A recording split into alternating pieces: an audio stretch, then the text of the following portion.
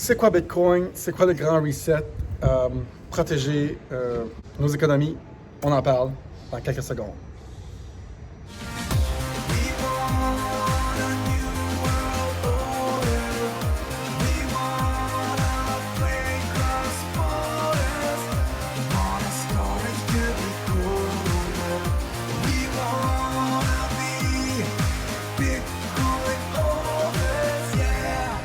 Le grand reset, c'est essentiellement les forces de l'argent du monde, les banques centrales, qui cherchent à refaire le système bancaire, faire un grand reset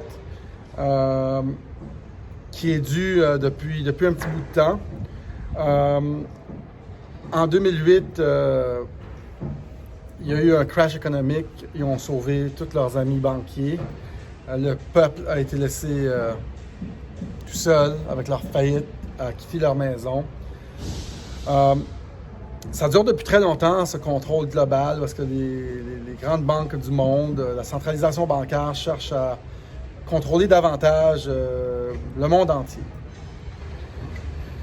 Et donc, on n'est pas vraiment souverain et notre argent n'est jamais réellement protégé dans ce système qui se fie sur un fiat currency, une devise fiat. Une devise fiat, c'est une devise qui a une face d'un président dessus ou un personnage important. Puis on donne notre confiance à ça, puis on dit, ben ça vaut 10$. Ça, c'est un fiat currency. On se fie sur du fiat. C'est une promesse que ça vaut tant, mais ça vaut juste ça parce qu'on lui accorde cette confiance-là. Avant 1971, l'argent, le fiat currency, était attaché à l'étalon or. On pouvait dire qu'il y avait tant d'argent dans les coffres. Et c'est parti depuis 1971. Et donc, arrivons en 2008, quand il y a eu la crise économique, ils ont imprimé de l'argent, ont fait du quantitative easing, et ils ont distribué ça à leurs banquiers. Et là, en 2009, tu as des gens comme moi, des inventeurs anonymes qui ont créé une monnaie décentralisée où on n'avait pas besoin ni de banque, ni d'un pays, et que c'était pas lié politiquement à rien. C'était lié à des mathématiques. C'était une façon de créer du consensus pour échanger de l'argent d'une personne à une autre.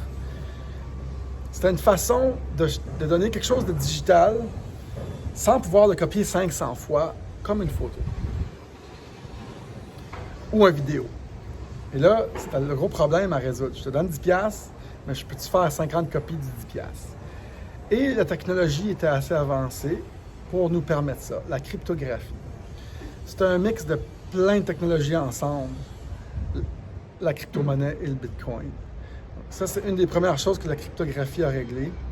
En même temps, il y avait assez d'ordinateurs dans le monde entier avec assez de puissance pour dire, hey, on envoie ça dans plein d'ordinateurs dans un bloc, qu'on appelle un blockchain. Et les ordinateurs, eux, vont prendre leur énergie pour résoudre l'équation. Et quand il y a assez d'ordinateurs qui ont résolu l'équation, bien, on a une transaction qui est confirmée et ça rentre dans un bloc. Et le 10$ est maintenant enlevé de la circulation. C'est ça la crypto-monnaie. Et c'est la première monnaie souveraine du peuple, par le peuple, qui se fie sur les mathématiques et non sur les gouvernements, qui se fie sur les ordinateurs, les algorithmes et non les banques, qui ne se fie pas sur une personne physique. Et ça a été une des meilleures inventions pour la souveraineté, une des argents les plus souveraines. Je me fie aux gens qui veulent comprendre. La crypto-monnaie monte, elle fait des paliers à chaque fois. Ça commence à 1 cent, ça monte à 20$, 1000, 7000, 20 000. On a eu un 25 000 il y a 3 ans et on est rendu là aujourd'hui. C'est une valeur, asset class, qui va continuer à prendre la valeur de plus en plus parce que c'est en quantité limitée. On appelle ça l'or digital maintenant.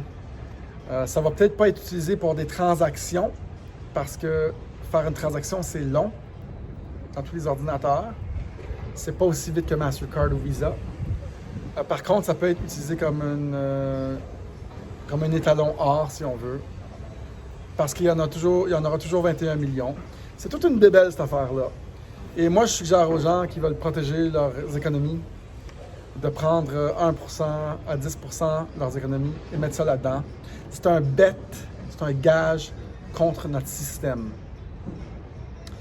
qui est présentement, l'état de notre monde est présentement en déchéance complète. Nos gouvernements sont en déchéance. Tu as les mondialistes qui veulent faire un reset, contrôler tout. Tu as les pays globalistes qui suivent avec les mesures du coronavirus. Et moi, ça fait 4 ans que j'étudie ça. J'ai créé un cours sur la crypto-monnaie pour que les gens comprennent. Je vous montre comment investir, comment profiter de la hausse. Un Bitcoin est prédit à aller jusqu'à 250 000, soit 10 fois sa valeur présente. Il y en a qui disent que ça va aller à 1 million et 10 millions, ce qui est totalement plausible si on regarde le genre d'asset, c'est en quantité limitée. Donc, il y a aussi beaucoup des lois là, Oups, pour le micro. Il y a des lois qui ont été mises au Canada pour un maximum de 100 000 $ dans notre compte de banque qui est protégé par l'assurance des banques, le logo mauve. Et ceux qui ont beaucoup d'argent, je crois que ça pourrait être un problème parce que c'est 100 000 $ par compte qui est protégé, pas plus. C'est Trudeau qui a passé cette loi-là. Et moi, je vous dirais que si vous avez des doutes sur notre système, des doutes sur les mouvements géopolitiques, si vous regardez le Venezuela, les gens qui avaient beaucoup d'argent dans leur compte, leurs économies, ont fait ça 3 fois dans leur histoire, ont disparu à cause des incertitudes politiques. Ceux qui veulent suivre mon cours, le lien ici-bas, c'est pas très cher, c'est efficace. Vous pouvez apprendre tout ce qui se passe sur la crypto-monnaie. Vous avez juste à m'écrire, danieltadros869@gmail.com. La crypto-monnaie, c'est fantastique. La technologie du futur, il y en a à peu près 2000 autres crypto-monnaies qu'on appelle des altcoins, des alternative coins, qui sont aussi très importantes dans le futur de nos sociétés. Je vous recommande de prendre le cours, regarder ça ensemble. Je vais pouvoir vous aider à avoir une meilleure compréhension. C'est 10 semaines, à peu près 20 à 40 minutes par cours. C'est des liens privés que je vous envoie. Écrivez-moi à danieltadros869@gmail.com.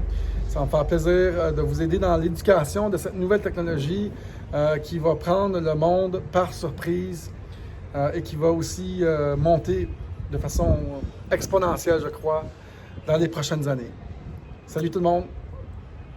À la prochaine. Ciao, bye.